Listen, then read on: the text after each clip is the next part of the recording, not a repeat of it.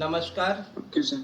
I am Anand, and all of you are in online live class of Join for Education. Today we are going to study or get idea about the fundamental unit of life. This is one of the most important chapter of biology, class 10. This class will be useful for the students of class 9 and NEET aspirants. So let's start the class. First of all, we try to understand what is the fundamental of unit of life, and to start the class. Before I start the class, all of you introduce yourself at this time who are with me. तो अभी Sir, या start to say. sir, I am Dhayar Soni from DAV Public School, Dhori. Yeah, very good. Another.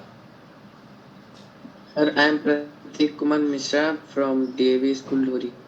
Yeah, both of you are from one are from Pichri and other are from uh, Bermo or Fusro. Fusro. Phusro. Let's start the class. आज का जो class होगा ये chapter का नाम है, आप ही लोग के द्वारा सेलेक्ट किया गया था, the fundamental unit of life biology. ये क्लास हमको कल ही अरेंज करना था, लेकिन क्लास 10 के विद्यार्थियों का क्लास लेने के कारण काफ़ी समय हो गया, तो फिर मैं इसको कल अरेंज नहीं कर पाया. आज इसको हमको 8 बजे से ही शुरू करना था, तो नेटवर्क इशू के कारण ये अभी क्लास शुरू हो पाया है.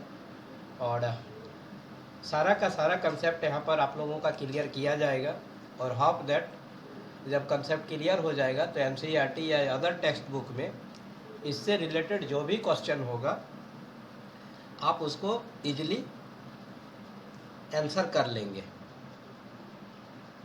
तो without any delay I am going to start the class. So see here, screen is visible. Screen दिख रहा है आप लोगों को? Yes, sir. Yes, sir. तो name of the chapter is 5 and the fundamental unit of life. जैसा आप लोग बोला था कि फंडामेंटल यूनिट ऑफ लाइफ पर ही सर क्लास करवा दीजिए, और आप ही लोगों के आधार पर यह क्लास का सेलेक्ट किया गया, और अभी आप लोग के साथ ये क्लास को डिलीवर किया जा रहा है. ये क्लास केवल क्लास 9 के लिए ही यूजफुल नहीं होगा, but also this class will be useful to the NEET as a foundation के तौर पर. यदि आप नीट का प्रिपरेशन कर रहे हैं तो वहाँ पर भी आपको ये मदद करेगा. तो आपका जो पहला टॉपिक यहाँ पर है, let's see this is the first topic.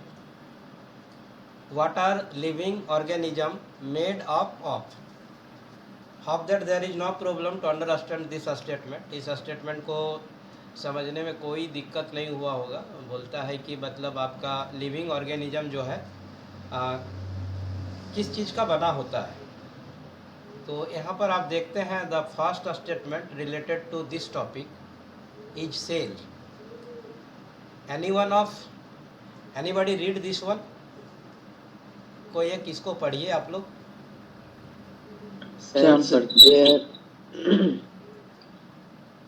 Cells were discovered by Robert Hooke in 1665. He studies a piece of cork under the microorganism and termed as cell.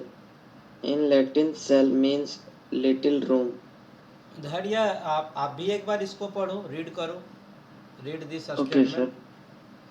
Cells were discovered by Robert Hooke in 1665. He studied a piece of cork under the microscope and termed as cell. In Latin, cell means little room. So Pratik Dhairya भी पढ़ा. आपको भी कहीं कहीं दिक्कत हुआ तो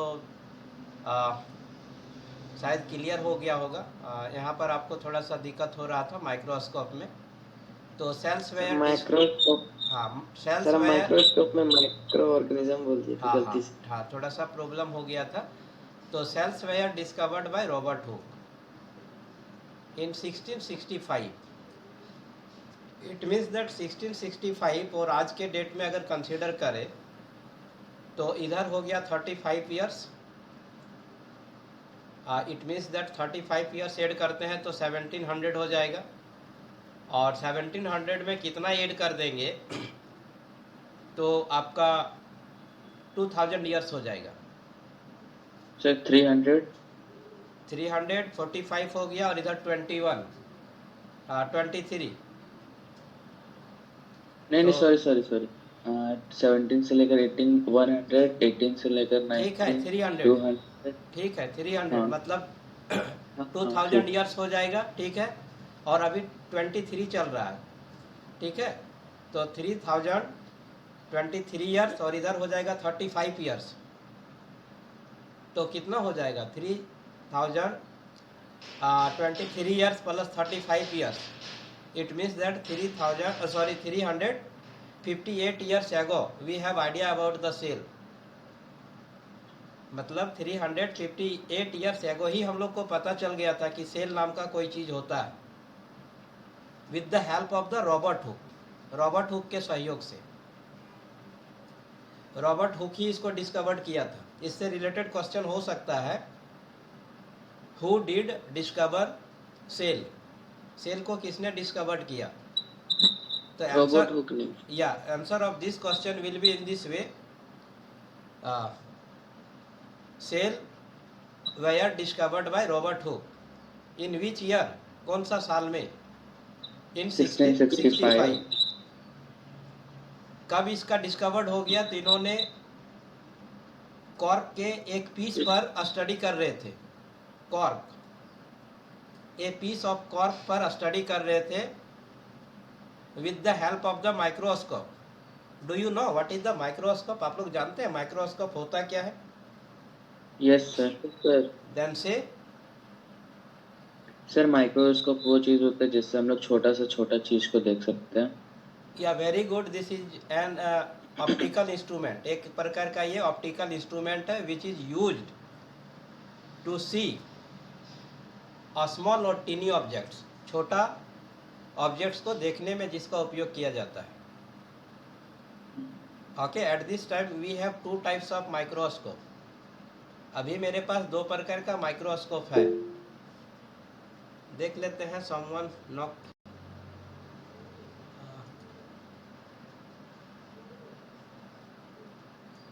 सो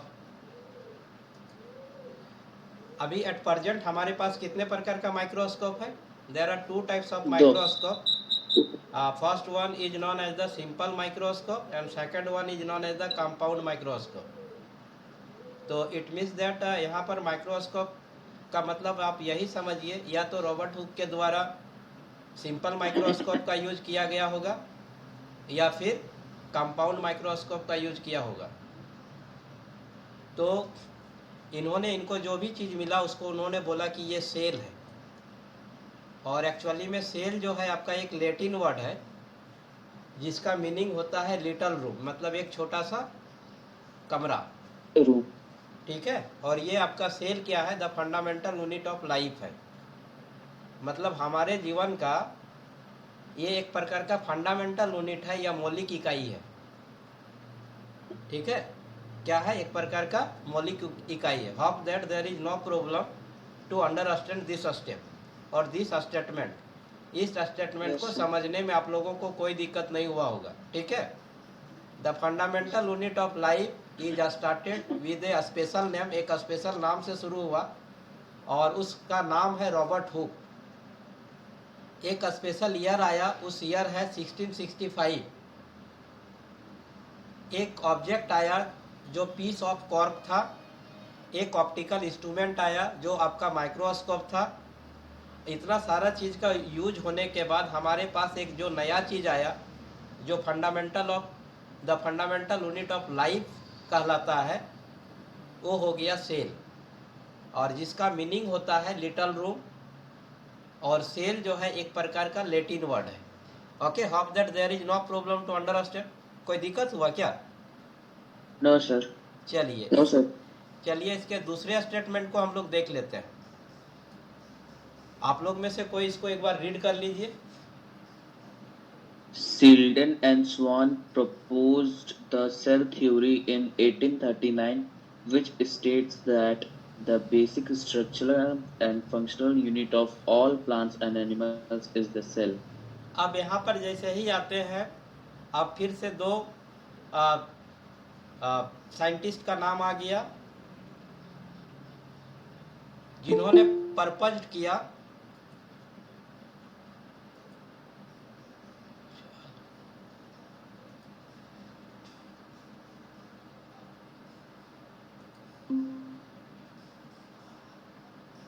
तो after that we have two names and they are purposed, प्रस्तावित किया, ठीक है।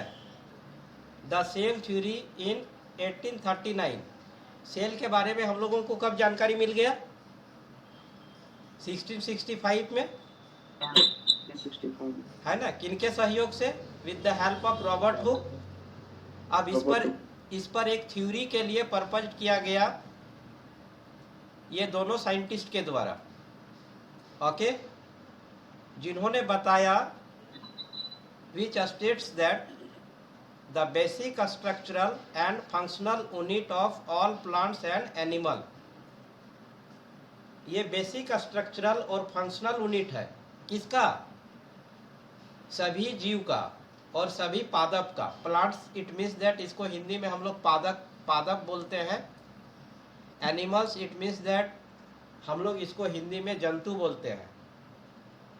तो अभी के टाइम में या ऑन दैट टाइम जब इसको परपज किया गया था 1839 में, तो सभी प्लांट्स और एनिमल्स का ये क्या है? Basic structural and functional unit है। If anybody ask us plants का बेसिक स्ट्रक्चरल और फंक्शनल यूनिट को क्या है, if anybody ask us what is the functional unit of basic structural and functional unit of plants, then the answer will be what? यदि हम लोगों से पूछ लेता है कि किसी प्लांट का बेसिक स्ट्रक्चरल और फंक्शनल यूनिट क्या है, तो रिप्लाई क्या होगा? Cell. सेल होगा। वाह, very good. The answer will be cell. Cell जो है आपका ऑल प्लांट्स का स्ट्रक्चरल और फंक्शनल यूनिट है, ओके। उसी तरह से यदि हमसे पूछ दिया जाए कि सभी एनिमल्स का बेसिक स्ट्रक्चरल और फंक्शनल यूनिट क्या है, तो answer will be what? Cell. Cell हो जाएगा, ठीक है। ये जो आपका जानकारी जो हम लोगों के नॉलेज में आई, कब आई? 1839. With the help of, read कीजिए, Selden and Swan. सिल्डेन एंड स्वान के द्वारा Swan. 1839 में हम लोगों के जानकारी में आ गया कि सेल ही जो है आपका सभी प्लांट्स और सभी एनिमल्स का बेसिक स्ट्रक्चरल और फंक्शनल यूनिट है। Hope that there is no problem to understand this statement. इस स्टेटमेंट No, को भी sir. समझने में आप लोग को कोई दिक्कत नहीं हुआ होगा? कि दिक्कत हुआ क्या? No, नहीं. sir. चलिए let's see the third statement. ये थर्ड स्टेटमेंट को भी कोई रीड कीजिए। Later, Rudolf Virchow, a German physiologist, proposed a theory in 1855, omnis cellula e cellula, which means that all living cells arise from pre-existing cell. So we have problem to read the statement. देखिए हम लोग को statement भी read करने में कितना दिक्कत होने लगता है। सो इट इज़ नेसेसरी, बहुत ज़रूरत हो जाता है कि भाई आप तो स्टेटमेंट को तो रीड करो। बायोलॉजी का टर्माइनोलॉजी भी इतना डिफ़िकल्ट होता है कि प्रोनाउंसिएशन में बड़ा दिक्कत होने लगता है। प्रतीक एक बार आप भी इसको रीड कीजिए। Later Rudolf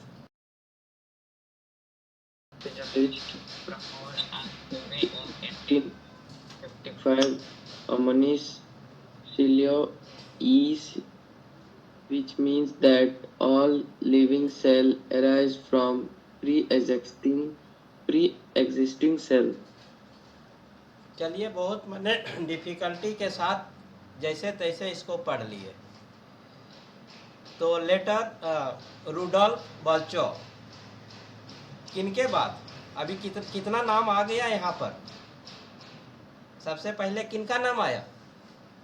सबसे पहले रॉबर्ट हुक, उसके फिर बाद सिल्डन, हाँ, सिल्डन एंड सो ऑन, एंड फिर रुडोल्फ बर्चो। अब आया रूडोल्फ बर्चो।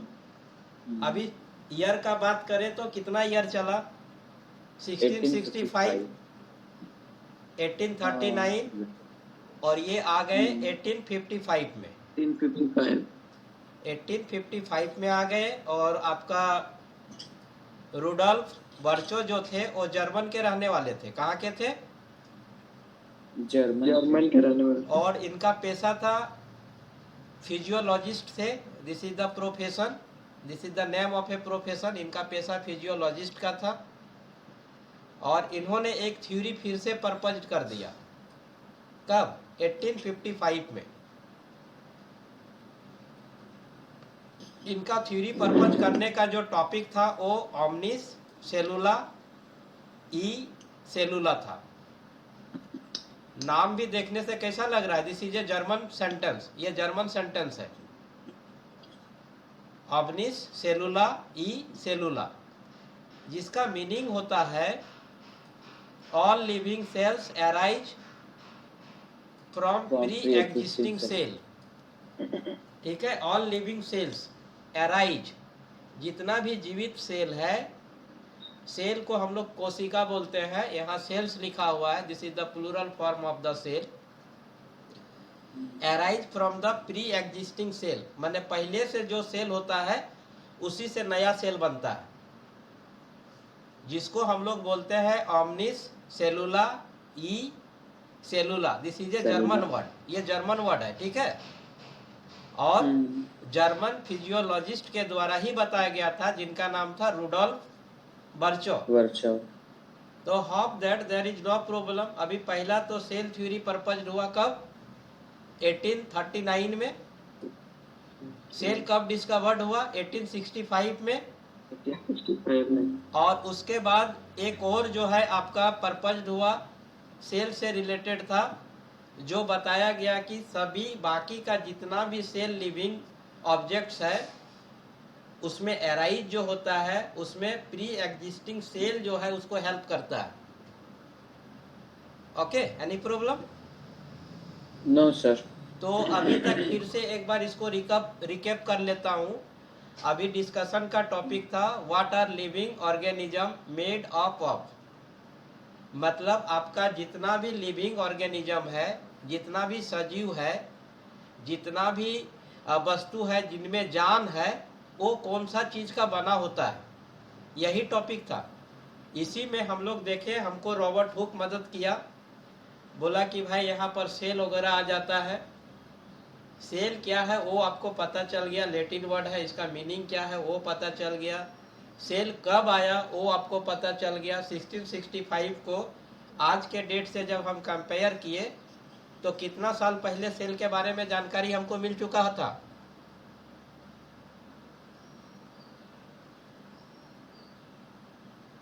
कितना साल पहले? एनीबॉडी, कोई बताइए। उसको नोट करके रखना चाहिए था ना। अभी हम लोग कैलकुलेट किए थे 358 ईयर्स एगो, यही किए थे ना? तो 358 ईयर्स एगो ही हमको ये जानकारी मिल चुका था, जिसके लिए रॉबर्ट हुक ने माइक्रोस्कोप का यूज किया था। उसके बाद सेल थ्योरी जो है आपका कब प्रपोज्ड हुआ?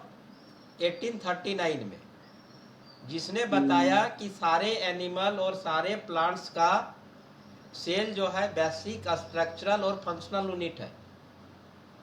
सेल क्या है? सारे प्लांट्स और एनिमल्स का बेसिक स्ट्रक्चरल और फंक्शनल यूनिट है। फंक्शनल यूनिट है। बाद में रूडोल्फ भी इसमें कुछ बोला, जो जर्मन के रहने वाले थे, फिजियोलॉजिस्ट थे पेशे से।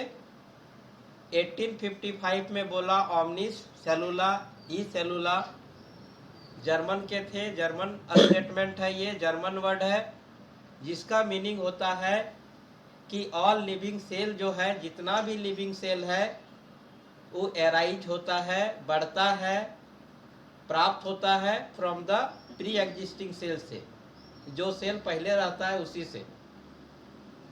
ठीक है। अब Yes, इसी sir. का दूसरा आपका टॉपिक, सब टॉपिक है, रीड कीजिए क्या लिखा हुआ है। Plasma membrane and cell membrane. चलिए, प्रोनाउंसिएशन बहुत अच्छा है, plasma membrane and cell membrane, ये दोनों एक ही चीज को डिनोट कर रहा है, और का मतलब एक ही चीज, ठीक है। लेकिन हाँ। एक ही चीज का यदि दो नाम है, एलियास नाम है, तो हमको दोनों जाना चाहिए, है ना। अगर कोई बोलेगा प्लाज्मा मेम्ब्रेन, कोई बोलेगा सेल मेम्ब्रेन, और हमको एक ही के बारे में जानकारी रहेगा, then we have confusion to understand, हम लोगों को समझने में कंफ्यूजन होने लगेगा। अब इससे रिलेटेड आपका जो पहला स्टेटमेंट है उसको रीड कीजिए, क्या कहता है। Plasma membrane is the outer boundary of the cell and it is composed of lipids and proteins. चलिए, प्रत्येक इसको आप रीड कीजिए। Plasma membrane is the outer boundary of the cell and it is composed of lipids and proteins. इसमें वैभव कुमार भी है शायद। वैभव है क्या? सर हम ये नहीं, लगता है हम कि धैर्य तुमको ही है। नीट वैभव भी है क्या? नो सर, चलिए। हम ही है धैर्य। चलिए ठीक है। ये तो नीट के लिए भी है, ये अभी हम लोग जो डिस्कस कर रहे हैं, जो फाउंडेशन के तौर पर जो बच्चे नीट का प्रिपरेशन करेंगे और क्लास 9 में है, तो उनके लिए भी ये जो क्लास है यूजफुल होगा।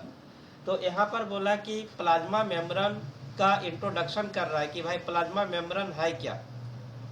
तो ये बोलता है सेल का आउटर बाउंड्री है। सेल जो है, अभी सेल का मीनिंग क्या आ रहा था, लिटिल रूम कि नहीं, यही आ रहा था ना। और ये कैसा वर्ड था, ये कैसा वर्ड है, लैटिन वर्ड है। और ये वर्ड को किसने लाया, रॉबर्ट हुक ने लाया। तो बोलता है कि सेल का जो आउटर बाउंड्री जो होता है, ठीक है, सेल का कौन सा बाउंड्री, आउटर बाउंड्री। अब बाउंड्री का दो पार्ट होगा, एक आउटर होगा, एक इनर होगा। बाउंड्री देखे, घर का बाउंड्री वगैरह देखे। Yes sir. अभी हम लोग घर में बाउंड्री उंडी लगा देते हैं तो क्या करते हैं, बाहर से प्लास्टर वगैरह चढ़ा दिए, अंदर से नहीं चढ़ाए, कि चलो बाहर से थोड़ा ठीक ठाक दिखे, अंदर में जब फिर होगा तो फिर देखा जाएगा। तो उसका आउटर पार्ट अलग हो जाएगा, इनर पार्ट अलग होगा कि नहीं। Yes sir. तो सिमिलरली सेल का भी मान लीजिए, यहाँ पर आउटर बाउंड्री की बात हो रही है। किसकी बात हो रही है, आउटर बाउंड्री। आउटर बाउंड्री की बात हो रही है। तो बोला कि सेल का आउटर बाउंड्री जो होता है वही प्लाज्मा मेम्ब्रेन होता है या सेल मेम्ब्रेन होता है, ठीक है। If anybody ask us what do you mean by plasma membrane, तो what will be our reply, हम लोगों का जवाब क्या होगा, it is very easy, plasma membrane is the outer boundary of the cell. अगर हमसे पूछा जाए कि भाई ये प्लाज्मा मेम्ब्रेन या सेल मेम्ब्रेन बना होता है कौन सा चीज का, तो देखिए यहाँ पर लिखा है इट इज कंपोज्ड ऑफ, ये आपका बना होता है लिपिड्स का और प्रोटीन्स का, ठीक है। हमको लगता है कि आप लोग को कोई दिक्कत नहीं हुआ होगा इसको समझने में। सर लिपिड्स का मतलब क्या होता है? अभी लिपिड्स के बारे में पता करेंगे, जानकारी लेंगे जब हम लोग क्लास 11 में जाएंगे और इसका स्टडी करेंगे उस समय, ठीक है। आप केवल समझ लीजिए, केवल अभी समझिए लिपिड्स और प्रोटीन्स, ठीक है। जब क्लास हम लोग 11 में जाएंगे तो ये टॉपिक और डेवलप करेगा, वहाँ पर हम लोग फिर इसके बारे में स्टडी करेंगे, यदि बायोलॉजी एक सब्जेक्ट रख लेते हैं तो, ठीक है। आप केवल यहाँ पर ये समझिए कि प्लाज्मा मेम्ब्रेन है क्या, तो सेल का आउटर बाउंड्री है, और ये बना होता है किस चीज़ का, तो ये बना होता है लिपिड्स और प्रोटीन्स का, ठीक है। Hope that there is no problem, कोई दिक्कत नहीं हुआ होगा? दिक्कत हुआ क्या? No. नहीं। No, No, sir. चलिए अब हम लोग इसका दूसरे स्टेटमेंट को देख लेते हैं। Let's see the next statement related to the plasma membrane और सेल मेम्ब्रेन। प्लाज्मा मेम्ब्रेन और सेल मेम्ब्रेन अलग अलग है कि सेम है? Same है sir. या नहीं, सेम sir. है ना? नाम अलग एक है। एक ही चीज का दो नाम है ना? जैसे हम ही लोग का घर में कुछ अलग नाम, स्कूल में कुछ अलग नाम है ना, जिसको हम लोग एलियास या उर्फ बोलते हैं। प्रतीक मिश्रा का घर में क्या नाम है? प्रतीक ही नाम। अच्छा, धैर्य का घर में क्या नाम है? हनी। छोटू लाल। वो तो हम घर में सबसे छोटा है इसलिए। हाँ तो हो गया ना भाई, एलियास में आ गया धैर्य कुमार या उर्फ छोटू लाल, तो दोनों एक सर ही। लाल नहीं है। लाल नहीं है तो लाल हम बोल दिए ना जी, हम भी कुछ नाम देंगे ना तुमको ओके कि सर। नहीं? नहीं देंगे। तो सर दे आज दीजिए। से तुम छोटू नहीं, मेरे लिए हो गया छोटू लाल, ठीक है? तो मतलब उसी तरह से प्लाज्मा मेम्ब्रेन और सेल मेम्ब्रेन जो है एक ही चीज का नाम है, जस्ट लाइक धैर्य कुमार और छोटू लाल। तो हम लोग को पता चल गया प्लाज्मा मेम्ब्रेन क्या है, सेल मेम्ब्रेन क्या है।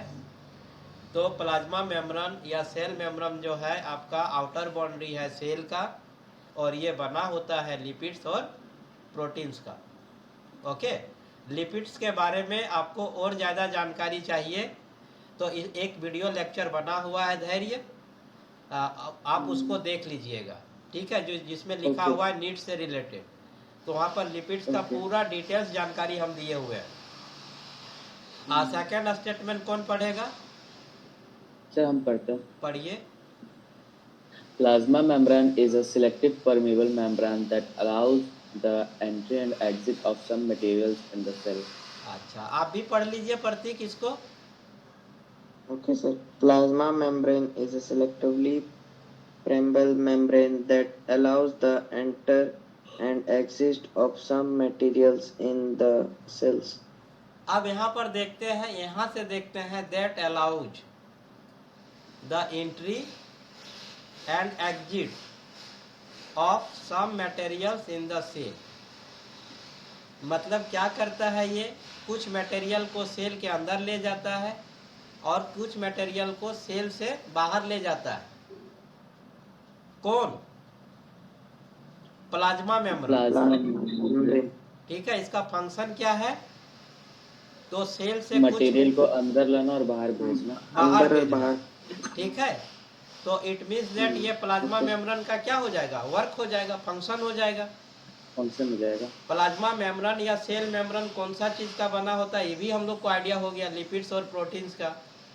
प्लाज्मा मेम्ब्रेन होता कहाँ है वो भी हम लोग को पता चल गया, ये आउटर बाउंड्री है सेल का। ओके, कि कोई दिक्कत? यस। दिक्कत है No, क्या? sir. चलिए, नहीं है दिक्कत। नहीं सर। चलिए let's see next statement of this topic, read कीजिए। The movement of a substance across the plasma membrane occurs through a number of mechanisms like diffusion, osmosis, active transport, and endocytosis, etc. चलिए प्रत्येक पढ़ो। Okay, sir. The movement of a substance across the plasma membrane occurs through a number of mechanisms like diffusion, osmosis, active transport, and endocytosis, etc. चलिए last में हम लोग इस पर पहले कंसिडर करते हैं, एक्टिव ट्रांसपोर्ट। अब एक्टिव को भी छोड़ देते हैं और ट्रांसपोर्ट पर कंसिडर करते हैं। ट्रांसपोर्ट मतलब क्या होता है बोलिए, कुछ आइडिया है आप लोग को? सर एक चीज को एक जगह से दूसरे जगह किसी सामान को ले जाना। अच्छा, मतलब क्या होता है कि we take the help of something and we move some objects from one place to another place. किसी चीज का सहयोग लेते हैं और उसके सहयोग sir. से किसी ऑब्जेक्ट को एक जगह से दूसरे जगह ले जाते हैं, यही ना? Yes sir. वही ट्रांसपोर्ट हुआ ना? तो आप उसी Yes, तरह sir. से समझ लीजिए, ऑस्मोसिस भी वही है, डिफ्यूजन भी वही है, मतलब ये सब क्या है, कोई भी चीज को एक जगह से दूसरे जगह ले जाता है, इस प्रोसेस को ही हम लोग कहते हैं मैकेनिज्म। ठीक है। अब यहाँ पर आप देखते हैं द मूवमेंट ऑफ सब्सटेंस। ठीक है, पदार्थों का मूवमेंट कहाँ पर, अक्रॉस द प्लाज्मा मेम्ब्रेन। ठीक है, अक्रॉस द प्लाज्मा मेम्ब्रेन माने प्लाज्मा मेम्ब्रेन के अक्रॉस में किसी भी सब्सटेंस का जब मूवमेंट किया जाता है, माने सब्सटेंस जब मूवमेंट करता है तो उसी को हम लोग बोलते हैं डिफ्यूजन, ऑस्मोसिस और एक्टिव ट्रांसपोर्ट या फिर इंडोसाइटोसिस। ठीक है। यदि आपसे पूछ देता है कि what do you mean by diffusion, तो आप क्या बोलिएगा? Diffusion is a process of movement या of molecules.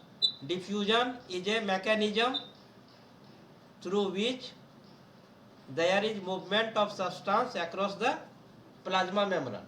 प्लाज्मा मेम्ब्रेन है ना। डिफ्यूजन क्या है?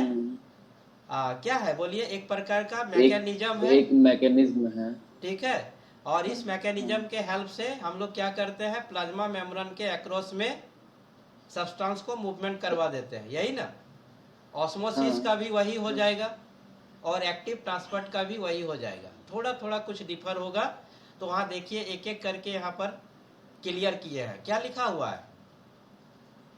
The process of movement of molecules of a substance from the area of high concentration to the area of low concentration is called diffusion. Example, चलिए oxygen रुक जाइए, hold down. कहता है कि डिफ्यूजन हम लोग यहाँ पर समझ गए थे, एक प्रोसेस है जिसमें across the plasma membrane movement substance का मूवमेंट करवाया जाता है, यही ना। यहाँ पर भी बिल्कुल वही चीज है, एक प्रोसेस है जिसमें movement of the molecule of the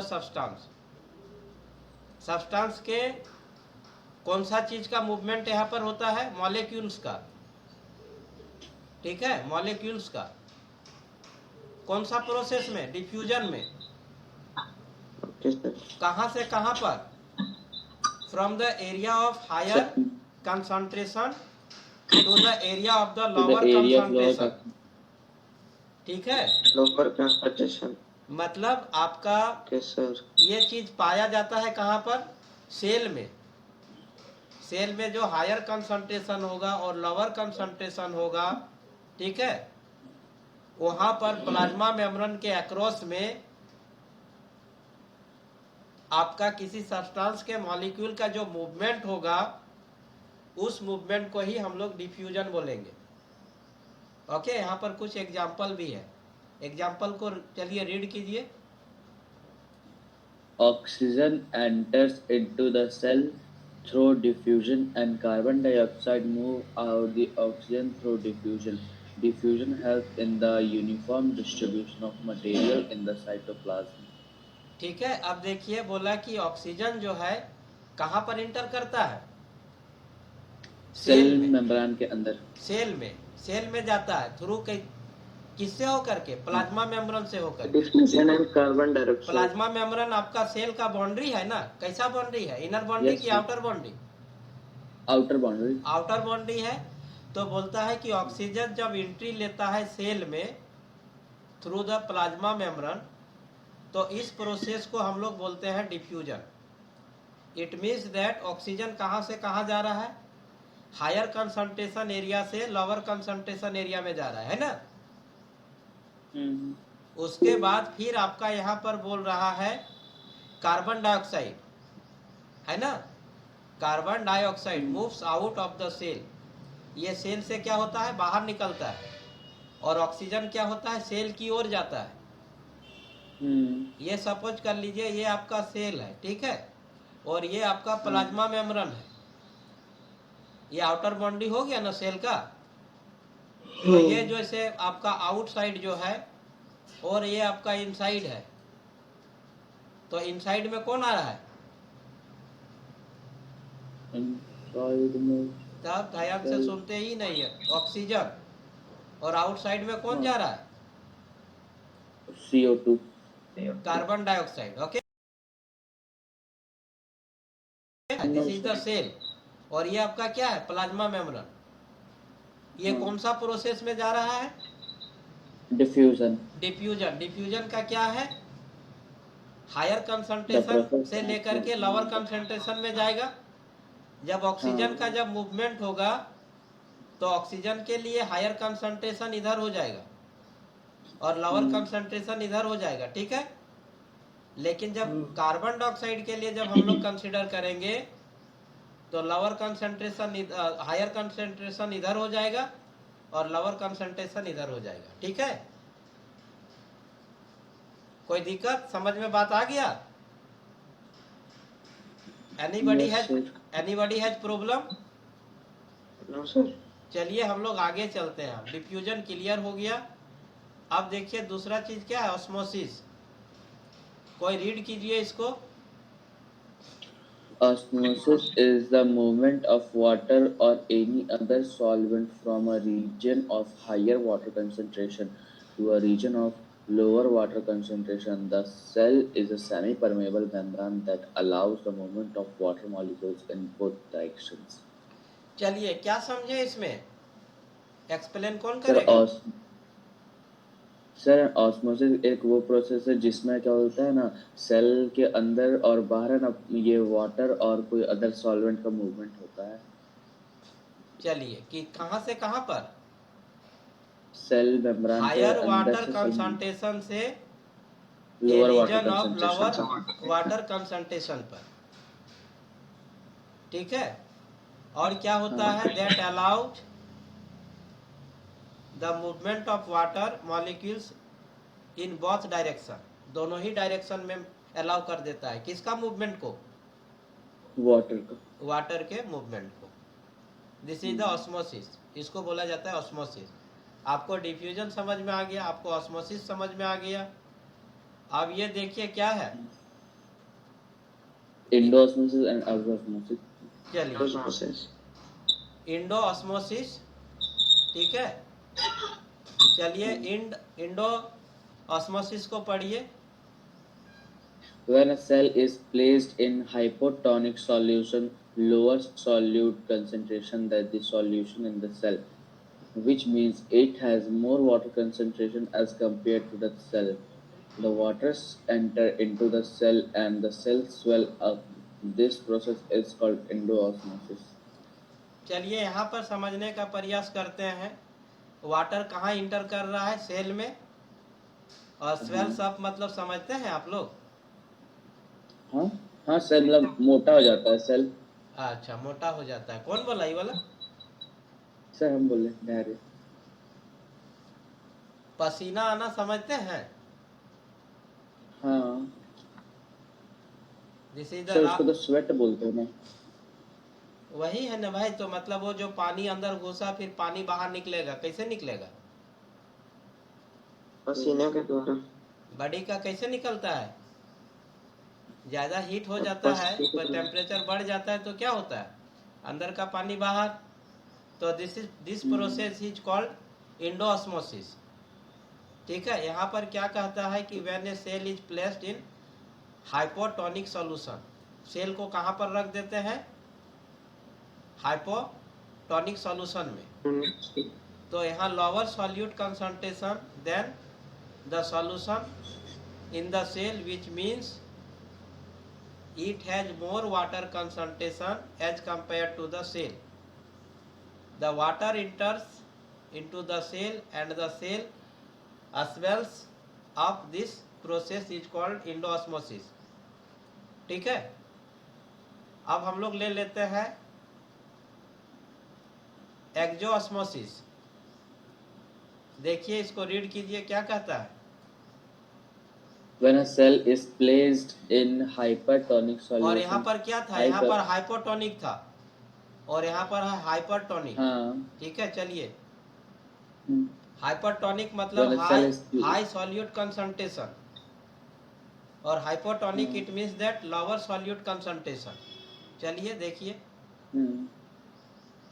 where a cell is placed in hypertonic solution, high solute concentration than the solution in the cell, which means it has less water concentration तो as ये क्या compared करता to है, the water cell. को छोड़ देता है, ठीक है। वाटर को छोड़ेगा तो सेल क्या करता है, श्रिंक कर जाता है, सिकुड़ जाता है। इस प्रोसेस को हम लोग एक्जोऑस्मोसिस कहते हैं। यहाँ पर ये भी समझ लीजिए, स्वेल्स अप यदि वो जो बता रहे तो उसको दिक्कत है, तो यहाँ पर इनलार्ज हो जाएगा।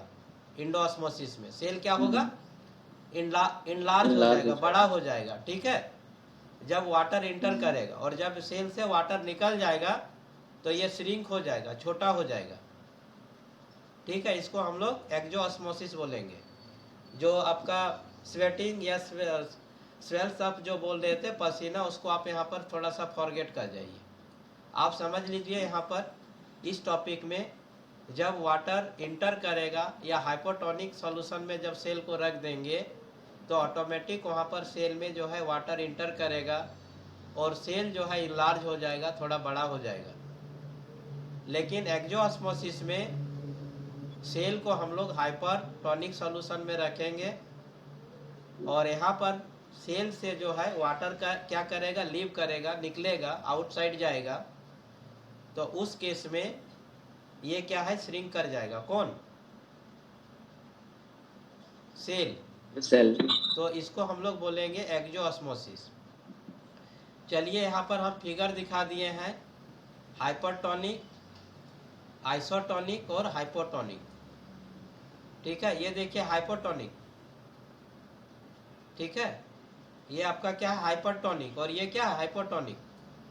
ये दोनों फिगर को आप कंपेयर कीजिए, क्या लग रहा है सर? हाइपरटोनिक में सेल सिकुड़ गया है और हाँ, हाइपोटोनिक में सेल बड़ा हो गया है। ठीक है। तो ये आपको पता चल गया। इसके लिए क्या होता है, ऑस्मोसिस, और सॉरी इंडोऑस्मोसिस। इसके लिए क्या होता है, इंडोऑस्मोसिस।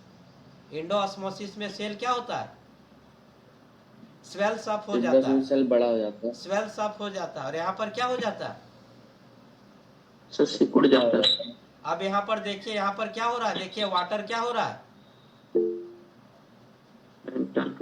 आउटसाइड जा रहा है, बाहर निकल रहा है, लीव कर रहा है, कहाँ से, हाँ, सेल से, सेल से।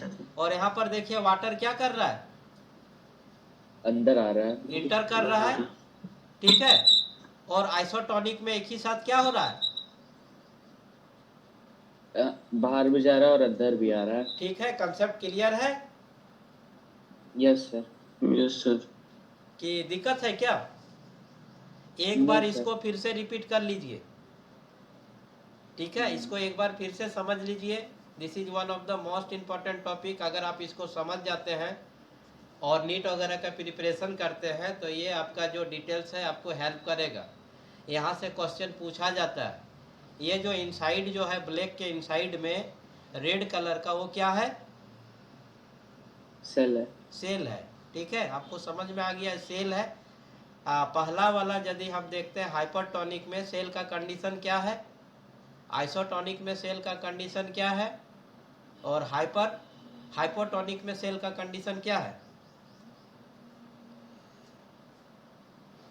हाँ Riddhi, good morning sir. Good morning Riddhi, जुड़े काहे नहीं आप, सर अभी मतलब अभी क्लास चल रहा है सर, अभी नहीं देखे थे। अभी अभी क्लास कंटिन्यू है, आप उसमें आ जाइए, ठीक है। Okay sir, okay, thank you.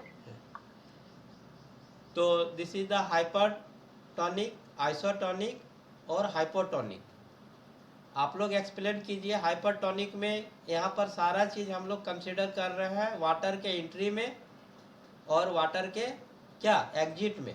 Water आ रहा है, वाटर जा रहा है ना।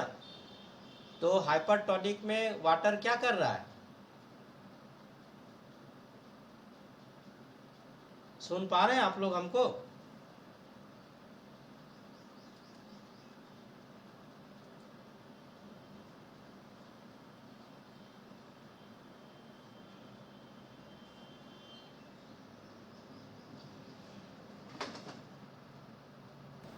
Ridhi you become very late, आप काफ़ी लेट हो गए। हम लोग क्लास तो बहुत ज़्यादा शुरू कर दिए।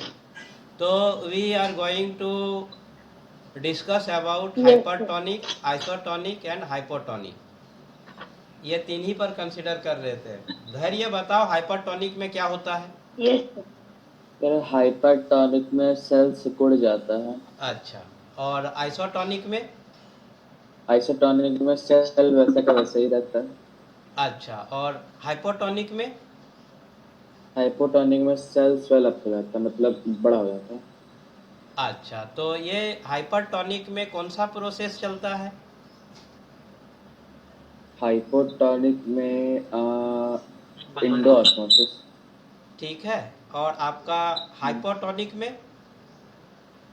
सर हाइपोटोनिक में तो इंडोऑस्मोसिस चलता है, हाइपरटोनिक में एक्सोऑस्मोसिस होता है।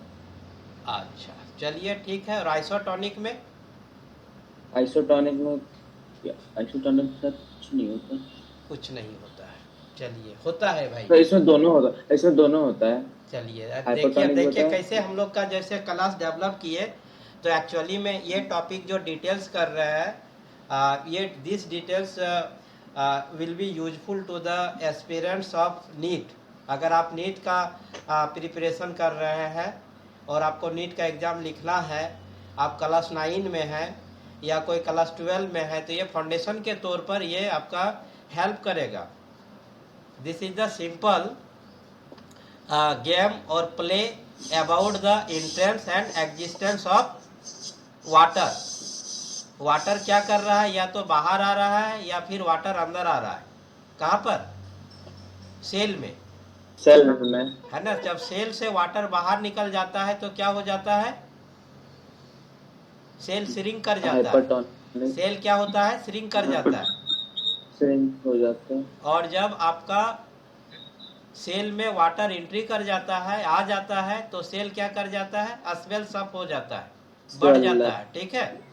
लेकिन जब आपका सेल से वाटर एंट्री भी कर रहा है एट द सेम टाइम और एग्जिट भी कर रहा है, तो वहां पर वो नॉर्मल कंडीशन में रहता है।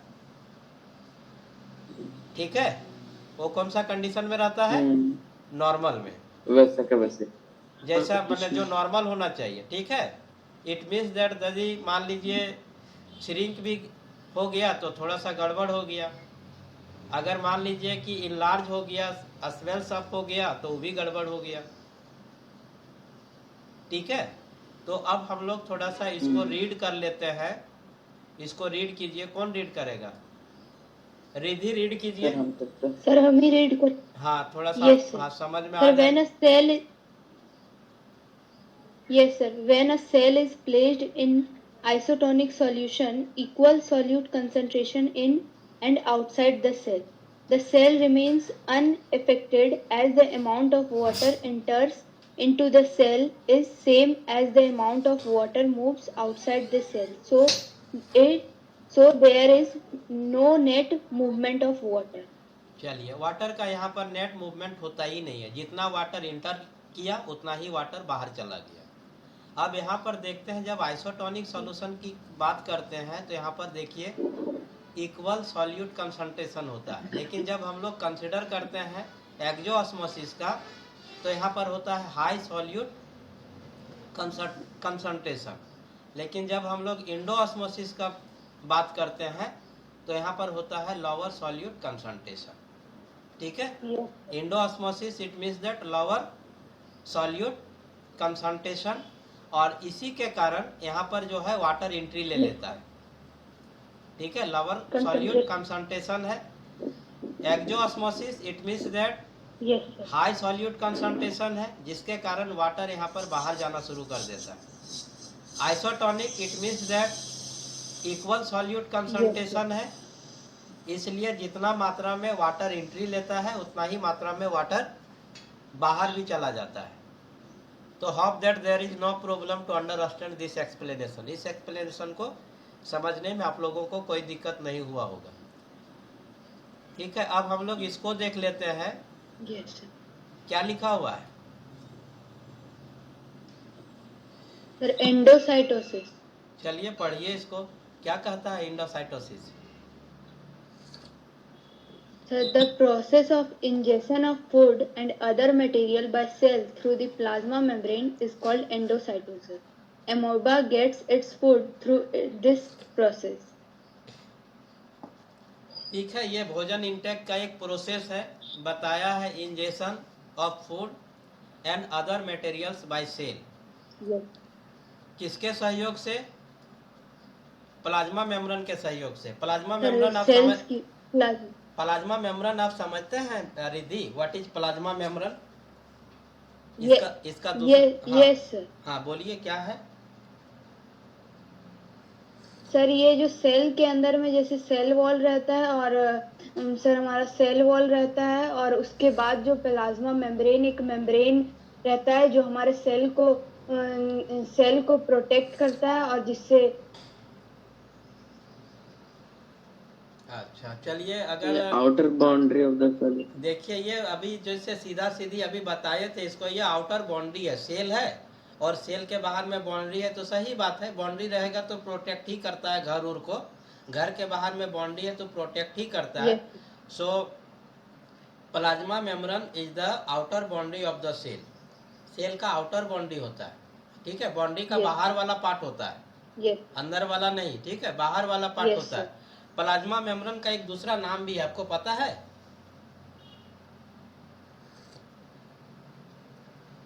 सर हमको पता है।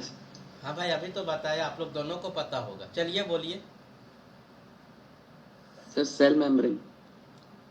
ठीक है Riddhi, other name of the plasma membrane is the cell membrane, ठीक है। तो ये देखिए process, yes sir this is the ये आपका इंडोसाइटोसिस जो है एक प्रोसेस है किसका, इंजेशन का, इंजेशन ऑफ फूड का। इसमें क्या Yes, होता sir. है, मटेरियल जो है yes and other material by cells किसके थ्रू में आता है, प्लाज्मा मेम्ब्रेन, इसी को हम लोग बोलते हैं इंडोसाइटोसिस। जैसे Yes. अमीबा जो है इसी तरह से अपने भोजन Yes, को sir. प्राप्त करता है। The process through which amoeba gets its food is known as what, endocytosis. Sir endocytosis endocytosis में क्या होता है, सेल को जो भी फूड या अदर मटेरियल जो मिलता है ना, उसके लिए यस सर ये प्लाज्मा मेम्ब्रेन से होकर के अपना ले लेता है। प्लाज्मा मेम्ब्रेन क्या है, तो outer boundary of the cell है, ठीक है। तो ये Yes, आपका hope that there is no problem to understand the explanation of this statement. इस स्टेटमेंट के एक्सप्लेनेशन को समझने में कोई दिक्कत नहीं हुआ होगा। अब यहाँ से आ जाता है next topic, yes sir cell wall and nucleus. तो हमको लगता है कि हम लोग क्लास शुरू कर दिए थे 8:26 से और अभी लगभग 9:18 हो गया। केवल इसको देख लेते हैं, सेल वॉल एंड न्यूक्लियस को। बताइए, ये दिस इज द नेक्स्ट और other topic of the fundamental unit of life. Fundamental unit of life में ही हम लोग इसको सब टॉपिक्स के तौर पर अभी स्टडी कर रहे हैं। This is the cell wall. चलिए पढ़िए, कौन रीड करेगा? in plants in addition to plasma membrane have another outer covering called the cell wall. अब आपको देखिए, प्लाज्मा मेम्ब्रेन और सेल वेल, जो आप बोल रहे थे सेल वॉल होता है, कितना डिफर हो गया यहाँ पर। Yes, बोलता है कि सेल के बाद प्लाज्मा Yes, sir. मेम्ब्रेन होता है और प्लाज्मा मेम्ब्रेन के बाद भी कुछ कवरिंग होता है, उसके बाद भी कुछ होता है, yes, उसी sir. को हम लोग बोलते हैं सेल वॉल। ठीक है मिस्टर धैर्य कुमार, आपको समझ में आया? Yes, sir. धैर्य कुमार, यस सर। बड़ी बाद में रेस्पॉन्ड करते हो धैर्य कुमार, सो गया था क्या? No sir. चलिए, नहीं तो बहुत बाद में एकदम रेस्पॉन्ड करते हो। अभी पता चला सेल वॉल क्या है, बताओ। सर सेल वॉल जैसे आउटर हमारा सेल है, उसके बाद एक मेम्ब्रेन होता है, एक आउटर बाउंड्री होता है जिसको हम लोग प्लाज्मा मेम्ब्रेन या फिर सेल मेम्ब्रेन कहते हैं, और सेल मेम्ब्रेन के बाद एक और बाउंड्री होता है जिसको हम लोग सेल वॉल कहते हैं। थोड़ा सा और भी देख लीजिए, सेल वॉल जो है आपका प्लांट में होता है। प्लांट्स के साथ साथ हम लोग Yes. एनिमल का भी स्टडी करते हैं ना, तो यहाँ पर Yes, एनिमल sir. की बात हो रही है सेल वॉल में कि प्लांट्स में? सर प्लांट्स की। प्लांट्स में ऐसा होता है। प्लांट्स में जो सेल होता है, सेल के बाद प्लाज्मा मेम्ब्रेन या सेल मेम्ब्रेन होता है और उसके बाद और भी कुछ पाया जाता है जिसको हम लोग सेल वॉल कहते हैं। ठीक है, चलिए Yes. समझ में बात आ Yes. गया। इसका नेक्स्ट स्टेटमेंट को आप लोग रीड कीजिए कोई।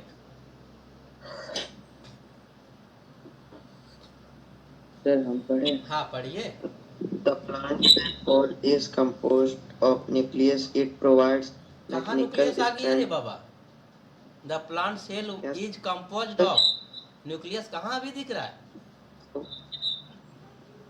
सर हम वही वाला पढ़ रहे सेकंड स्टेटमेंट. हाँ पढ़िए, रीड द सेकंड स्टेटमेंट।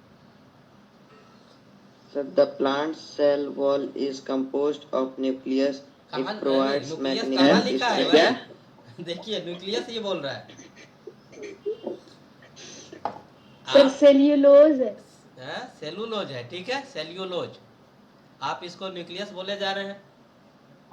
आपको ये न्यूक्लियस दिख रहा है? क्लास 9 में है, आप स्टडी भी नहीं कर पा रहे हैं, रीड नहीं कर पा रहे हैं, इसीलिए रीड करवा रहे हैं आप लोगों से, ठीक है? ये भी थोड़ा सा क्लियर हो जाए। चलिए फिर से पढ़िए। The plant cell wall is composed cellular. It provides mechanical strength to support cells. मतलब ऐसे हो गया कि कोई पंडित जी सत्यनारायण कथा करने आए हैं, पढ़ने में नहीं आ रहा है संस्कृत, तो जैसे तैसे करके पार कर दो, तो भगवान थोड़ी ना खुश हो जाएंगे हैं? सही प्रोनाउंसिएशन करेंगे तब ना। अभी देखिए धैर्य से पढ़वाते हैं, धैर्य इसको पढ़ो तो, और प्रतीक इसको The सुनो plant बढ़िया। cell. सर पढ़े। हाँ हाँ बिल्कुल। The plant cell wall is composed of cellulose. It provides mechanical strength to support cell. ठीक है प्रतीक, अब देखो रिद्धि से भी पढ़वा लेते हैं, इसका और थोड़ा सा शार्प हो जाएगा। पढ़ो Riddhi. Sir, the plant cell wall is composed of cellulose. It provides mechanical strength to support cells. Cellulose, okay, the correct pronunciation is Yes. As per the Riddhi cellulose, यही करेक्ट प्रोनाउंसिएशन है। प्लांट सेल जो है किसका बना होता है? Composed of, मतलब किसका बना होता है? सेल्यूलोज का, Cellulose. ठीक है। The plant cell is composed of cellulose, जो प्रोवाइड करता है, क्या Cellulose. प्रोवाइड करता है? Mechanical strength to support the cells, cell को सपोर्ट करने के लिए मैकेनिकल स्ट्रेंथ जो है प्रोवाइड करता है। कौन प्रोवाइड करता है?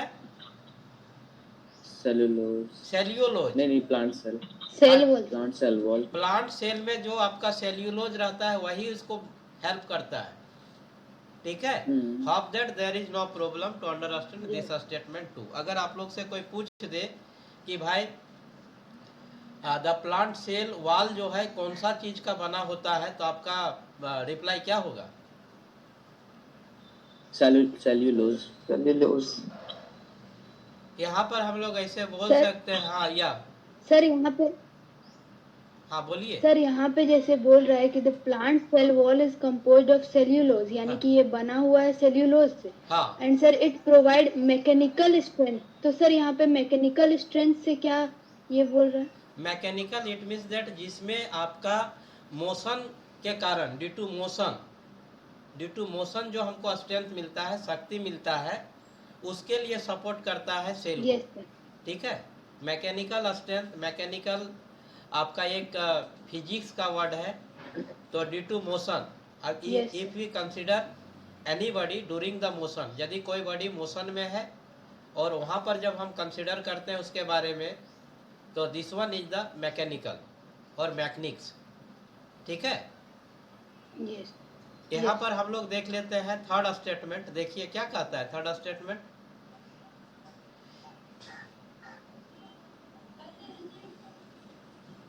प्रतीक रीड करो।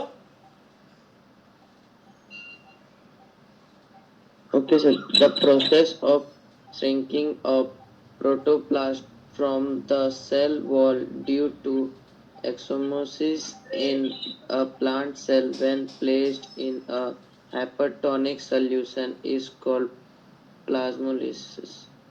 देखिए कितना दिक्कत होने लगता है, क्या पढ़े नहीं पढ़े, अब पढ़ना शुरू कर दिए तो कुछ ना कुछ तो बोल के पार करना ही होगा। क्या जी धैर्य, ठीक है ना? कुछ तो कुछ बोलना ही होगा कि नहीं बोलना होगा, बीच में तो छोड़ भी नहीं सकते हैं। तो ऐसा करो धैर्य, एक बार तुम भी रीडिंग लगाओ। अच्छा ठीक है। The process of shrinking of protoplast from the cell wall due to exosmosis in a plant cell when placed in a hypertonic solution is called plasmolysis. Plasmolysis. ठीक है, यहाँ तक ठीक ठाक था। थोड़ा रिधि भी तुम भी रीड करो। Sir, the process of shrinking of protoplast from the cell wall due to exomosis in a plant cell when placed in a hypertonic solution is called plasmolysis. ठीक है, चलिए यहाँ पर देख लेते हैं। बोलता है कि the process of shrinking of protoplast. Shrinking मतलब क्या होना? श्रिंक करना, छोटा होना। किसका? सिकुड़ जाना। हाँ, सिकुड़ना। सिकुड़ जाना। ठीक है, shrinking of protoplast. Yes. Protoplast के श्रिंकिंग का जो प्रोसेस होता है, कहाँ से? फ्रॉम द सेल वॉल से। Yes, sir. कहाँ से? सेल वॉल से। सर प्रोटोप्लास्ट क्या होता है? प्रोटोप्लास्ट क्या होता है? प्रोटोप्लास्ट यहाँ देखिए, रेड वाला जो दिखाए थे, ये सारा चीज़ अब वही चलने लगेगा। ठीक है, कहीं सिकुड़ रहा है, कहीं स्वेल सब कर रहा है, कहीं नॉर्मल कंडीशन में है। ठीक है, आप इसी को समझिए। यहाँ पर कहाँ चल रहे थे हम लोग? यहाँ थे, श्रिंकिंग ऑफ प्रोटोप्लास्ट। ठीक है, it means that this is the condition, position, state of the cell. ठीक है, तो श्रिंकिंग ऑफ प्रोटोप्लास्ट का जो प्रोसेस होता है, किससे? From the cell wall. Cell wall का पोजीशन कहाँ पर होता है? पहले सेल, उसके बाद प्लाज्मा मेम्ब्रेन या सेल मेम्ब्रेन, उसके बाद आता है सेल वॉल, है ना? उसके बाद ही आता है ना cell wall. Sir, yes. Lies outside the plasma membrane. ठीक है, अब यहाँ देखिए एक्जोऑस्मोसिस। एक्जोऑस्मोसिस में क्या होता है? वाटर एंट्री करता है, वाटर लीव करता है सेल से। क्या होता है ये? क्या है? Hypertonic solution. जब Sir, हम लोग water से sir relieve.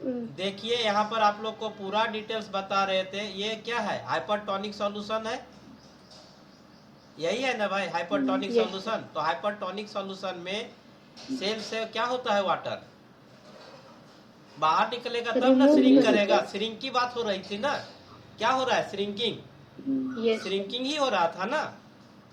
तो सेल कब श्रिंक करेगा? Yes, sir. जब उससे वाटर निकल जाएगा, पानी उससे बाहर निकलेगा, है ना? वाटर जब लीव करेगा। आप जो जितना चीज बताते हैं उसको थोड़ा सा रखना है। उसी से रिलेटेड यहाँ पर जो टॉपिक है, अभी हम लोग किस पर डिस्कस कर रहे थे? इसी पर ना, श्रिंकिंग ऑफ प्रोटोप्लास्ट। ठीक है, इज कॉल्ड Yes, sir. क्या हो जाएगा? प्लाज्मोलाइसिस। हाइपरटोनिक सॉल्यूशन में सेल से क्या होता है? Plasmolysis. हाँ, सेल से क्या होता है? वाटर लीव कर जाता है, जिसके कारण सेल श्रिंकिंग करने लगता है, और उसी को हम लोग बोलते हैं श्रिंकिंग ऑफ प्रोटोप्लास्ट। और इस प्रोसेस को हम लोग बोलते हैं plasmolysis. Okay, any problem? No sir. चलिए, No, एक sir. एक लास्ट स्टेप यहाँ पर देख लेते हैं। क्या कहता है? Animal cells. Animal cells. Animal cells do not show plasmolysis because they do not have cell wall. Okay, यहाँ पर क्लियर हो गया। अभी हम लोग बोल रहे थे कि सेल वॉल जो है केवल प्लांट सेल में ही, प्लांट में ही पाया जाता है। अभी फर्स्ट में यही बोल रहे थे ना, यहाँ पर यही Yes, चीज बोल sir. रहे थे ना कि सेल वॉल कहाँ पर मिलता है? प्लांट में। ठीक है, लेकिन एनिमल्स में सेल वॉल नहीं पाया जाता है, और एनिमल में सेल वॉल नहीं पाने के कारण वहाँ पर प्लाज्मोलाइसिस नहीं होता है। This is the reason. If anybody ask you, plasmolysis takes place in the whereas do not take place in the animal. Why? Sir, because they don't have cell wall. Yeah, So because in animal cell, in animal there is no cell wall. animal cells do not show plasmolysis because they do not have cell walls. इसमें cell walls होता ही नहीं है। और अगर यदि हमको Yes. Plasmolysis का process करना है तो सेल वॉल हमको चाहिए, ठीक है, हमको सेल वॉल Yes, sir. चाहिए। Okay, any problem? एक बार हम लोग क्या करते हैं, आज इतना ही टॉपिक रखेंगे, एक बार रिकेप कर लेते हैं। अभी आज जितना हम लोग स्टडी किए उसको रिकेप कर लेते हैं। चलिए, इतना सारा चीज पढ़े। The name of the chapter is what? The name of the chapter is, मैं ऑडिबल हूं? हमको आप लोग सुन पा रहे हैं कि नहीं? The fundamental unit of life, what are living organism made of. फिर आपका है प्लाज्मा मेम्ब्रेन और सेल मेम्ब्रेन, इसका भी स्टडी हम लोग किए। प्लाज्मा मेम्ब्रेन में कुछ प्रोसेस था, आपका मैकेनिज्म प्रोसेस था, डिफ्यूजन उसका भी डिटेल्स किए, ऑस्मोसिस इसका भी डिटेल्स हम लोग किए, इंडोऑस्मोसिस इसका भी डिटेल्स किए, और एक्सोऑस्मोसिस इसका भी डिटेल्स किए। हम लोग यहाँ पर समझने का प्रयास किए हाइपरटोनिक सॉल्यूशन, आइसोटोनिक सॉल्यूशन और हाइपोटोनिक सॉल्यूशन, कैसे यहाँ पर वाटर लीव कर रहा है, कैसे एक साथ वाटर इंटर कर रहा है और लीव कर रहा है, और कैसे यहाँ पर वाटर जो है आपका इंटर कर रहा है। इंडोसाइटोसिस के बारे में भी स्टडी किए, और एट लास्ट हम लोग जो है सेल वॉल और न्यूक्लियस के बारे में स्टडी कर रहे थे। उसमें से हम लोग केवल सेल वॉल का ही स्टडी किए, न्यूक्लियस को नेक्स्ट क्लास के लिए छोड़ दिए। नेक्स्ट क्लास जब इसका अरेंज करेंगे तो फिर आगे लेके चलेंगे। अब एनसीईआरटी में आपका एनसीईआरटी का जो टेक्स्ट बुक है उसके कुछ क्वेश्चन को हम लोग देख लेते हैं।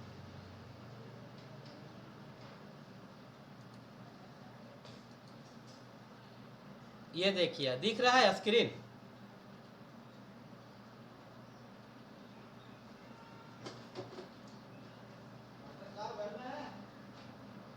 तो recently we have completed some basic points और some basic points of the fundamental units of life.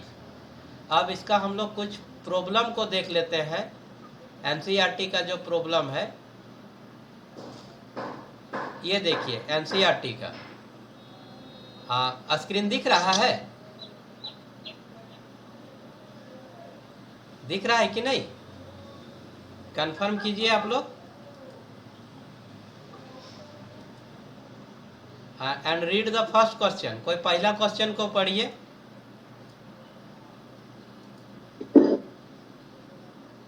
Read the first question.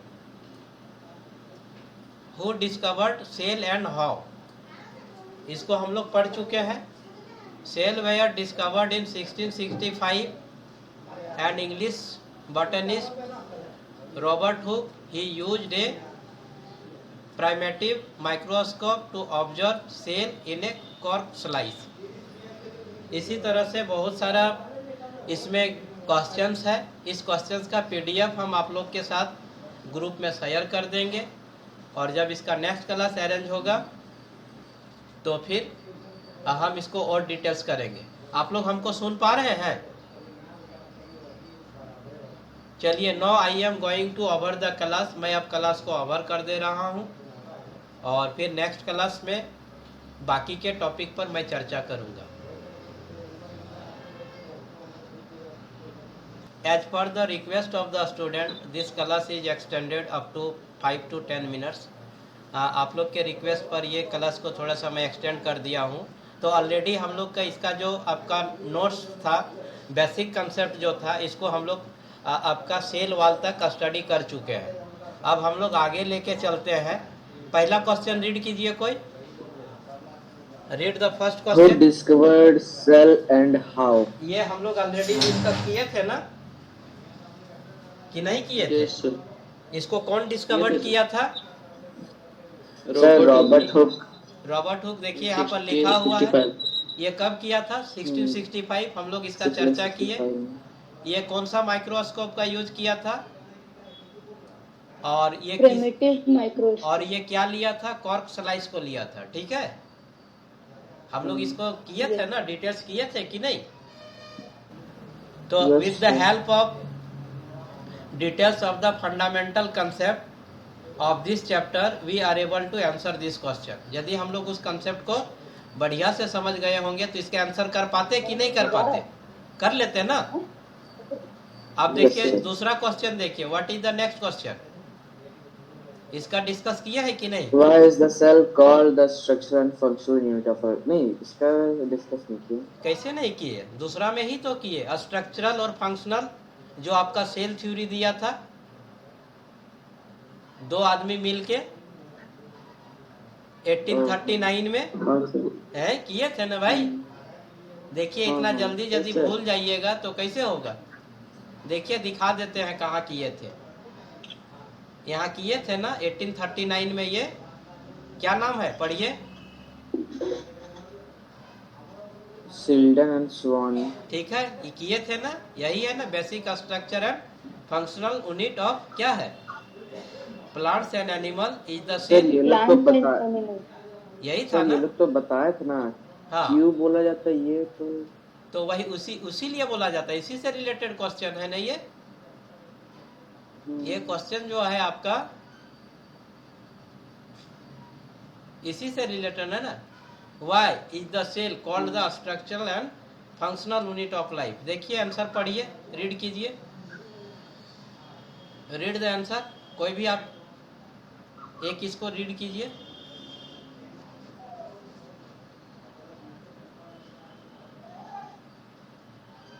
Read the answer of the question. हाँ Cells constitute various components of plants and animals. A cell is the smallest unit of life and is capable of all living functions. Cells are the building blocks of life. This is the reason why cells are referred to as the basic structure and functional unit of life. All cells vary in their shape, size, and activity they perform. In fact, the shape and size of the cell is related to specific functions they perform. Okay, this is the answer of the second question. Now I am going to over the class. काफ़ी समय हो गया, अब मैं class को over करता हूँ और नेक्स्ट क्लास में सर ये जो हाँ सर ये जो क्वेश्चन आंसर है ना, इसका पीडीएफ भेज दीजिएगा ग्रुप में। अच्छा ठीक है, इसका पीडीएफ मैं अवेलेबल करवा दूंगा।